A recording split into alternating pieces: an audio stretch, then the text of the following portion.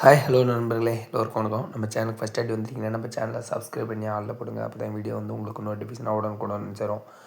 நம்ம பார்த்துட்டு இருக்க பிளான் வந்து பார்த்திங்கன்னா 85க்கு 17 கமாண்டில் ஒரு நண்பர்கள் கேட்டிருந்தாங்க. உங்களுக்கும் இந்த மாதிரி பிளான் வேணும் அப்படின்னா கமாண்டில் வந்து பிளாட்டோடைய நீளங்களாம் வீட்டோடைய நீளங்களாம் எந்த சைடு வாசல் எத்தனை பெட்ரூமுங்கிறத தெளிவாக கமாண்டில் சொல்லுங்கள். நான் உங்களுக்கு போட்டு கொடுக்குறேன். நம்ம வீடியோக்குள்ளே போகலாம் வாங்க.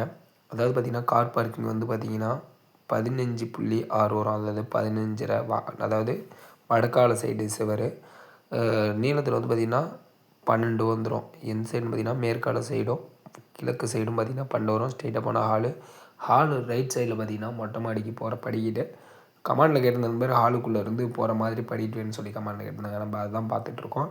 ஸ்ட்ரெயிட்டாக போனோம்னா கிச்சனு, அந்த கிச்சனுக்கு போகக்கூடிய வழி பார்த்திங்கன்னா 6.25 வந்துடும். அதாவது வெராண்டா இருக்குது பார்த்திங்களா, ஹாலில் இருந்து நேராக ஸ்ட்ரெயிட்டாக தெக்கமாக போகிறது வந்து பார்த்திங்கன்னா 6.25 வந்துடும்.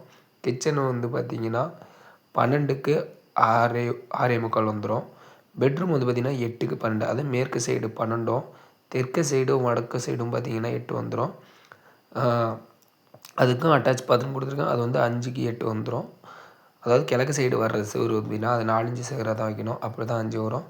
இன்னொரு பெட்ரூம் இருக்குது ஹால்லையா, அது பார்த்திங்கன்னா 8க்கு 12 தான். அதுக்கும் அட்டாச் பாத்ரூம் கொடுத்துருக்கேன்.